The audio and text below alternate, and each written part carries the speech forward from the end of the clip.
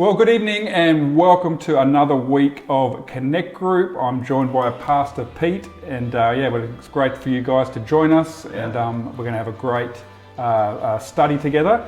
And this week we're actually going to look at the whole topic, a place of provision. Now, Pastor Joel preached on this very topic just a couple of weeks ago, and it was an incredible message that he shared. This story that's actually based out of Genesis chapter 22, which is the test of Abraham, when basically God asked Abraham to sacrifice his own son Isaac. Now, if you read the story before that, God actually provides Abraham with the desire of his heart to actually have a son.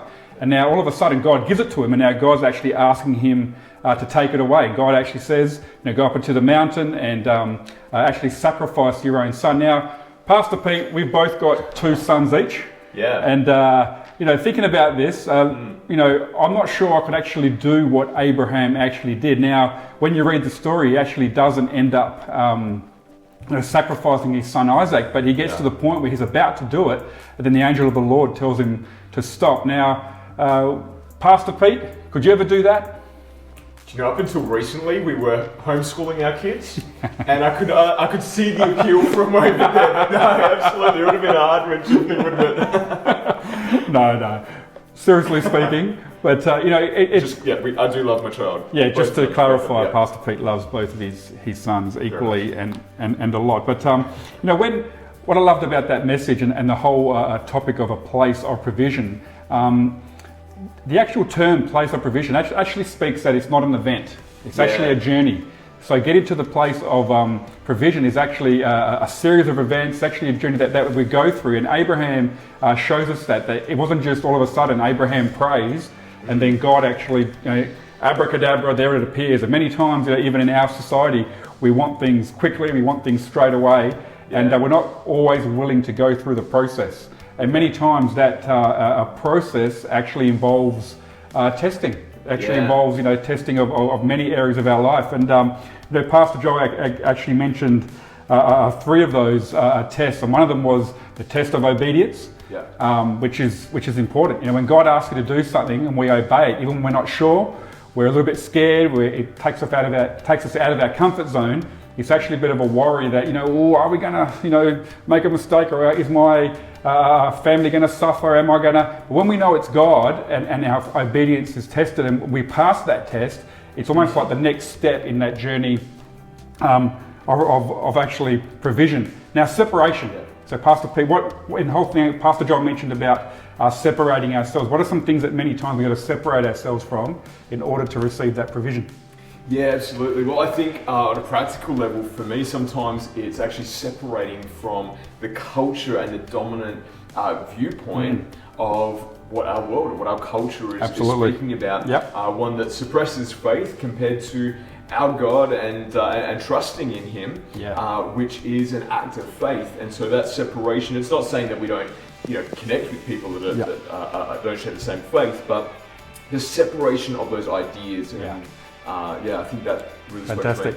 And the third one actually was faith, the testing of your faith. And we know that the word or the term faith means believing in that which we can't see. Our human nature wants us to see it before we believe it. Where God is actually saying, believe it and then you'll see it. Myself growing up in a very traditional Italian home, and trust and change weren't two things that we did very well. We lived in the same home. We went to the same doctor. We went to the same primary school, the same high school. You hear of people that move houses often, and because of maybe the work situation. But I actually grew up in a very safe environment. And as I got older, especially after getting married and then having to make a lot of life choices, I remember struggling a bit. With the whole area of trust, and I would have people around me, pastors and mentors around me saying, Joe, you've just got to trust God. And I used to struggle saying, well, I can't see it. I'm a little bit scared. My faith is being tested. I need to separate that. I need to be obedient. So it's actually an area that we need to actually build that whole area of trusting God. And one of my favorite passages of the Bible is Proverbs chapter 3. Verses 5 and 6, and it says, trust in the Lord with all your heart, lean not on your own understanding, in all your ways submit to Him, and he will make your path straight. You know, the key part of that passage is, you know, trust in the Lord with all your heart. Yeah. You know, all your heart, and lean not on your own understanding. So, in other words, when we're not sure what's happening and why it's happening, and you know, things are many times, you know, I'm not sure about you, Pastor B, but sometimes I've prayed for things, and instead of God answering it, it's like the opposite has happened. Yeah. You know, praying, you know, can that person be healed, and you find out they actually get worse in their health, or God provide, you know, the finances, and then more bills come in. And rather than that being a sign that God doesn't want to answer our prayers, I just believe it's part of the test. Wow. Yeah, I'm not sure if you can just speak into that whole area of faith and trusting God in faith. You know, what are some ways that many times we can actually build that faith? Oh, look, absolutely. I think for me, one of the lessons that God has taught me, and I think will continue to teach me over and over again until I actually learn it, is this whole thing about our faith is in God, not in the outcome. That's so good. And so we believe, absolutely. You know, God actually does come through and He provides and He makes a way. Don't get me wrong, but actually He wants to refine our faith so that we can draw us closer to Himself. Yeah.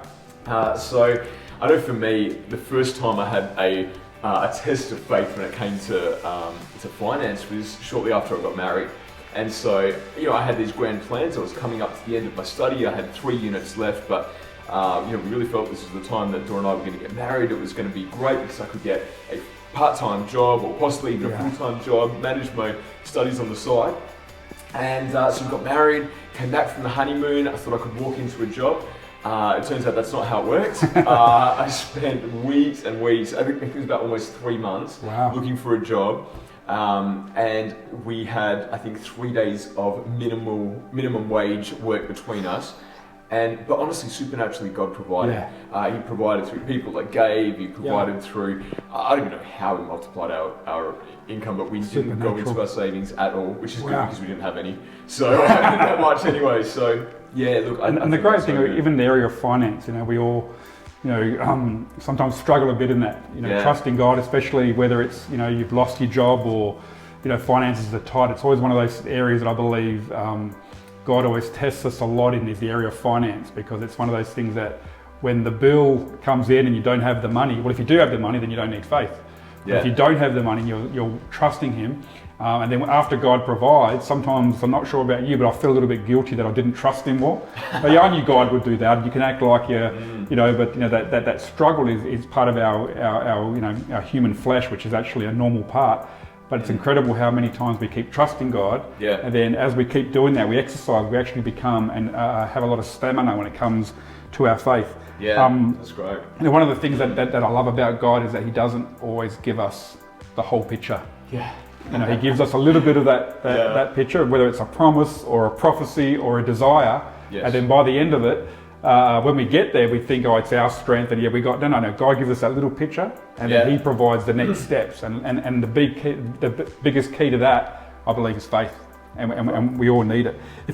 If you could just read for us Genesis chapter 22, verses 15 to 18, and we're just going to finish off by just sharing a thought out of this passage. Absolutely.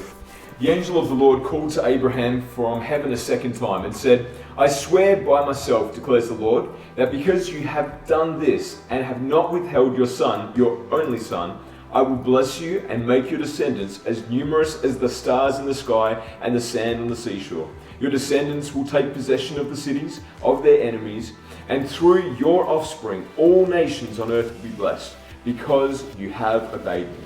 Okay. Now, obviously, that's the story in Genesis chapter 22 of after Abraham has passed the test. And pretty much God is actually outlining all the blessings that he's going to have because he obeyed God. And many times we want that, but we're not willing to go through the first part of it, which is the actual test.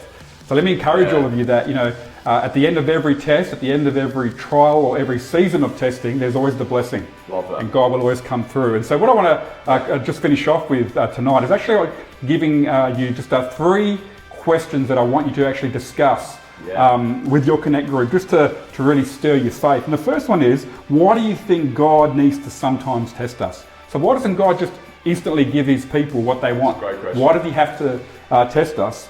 The second one is, what do you believe are some good disciplines in order to persevere?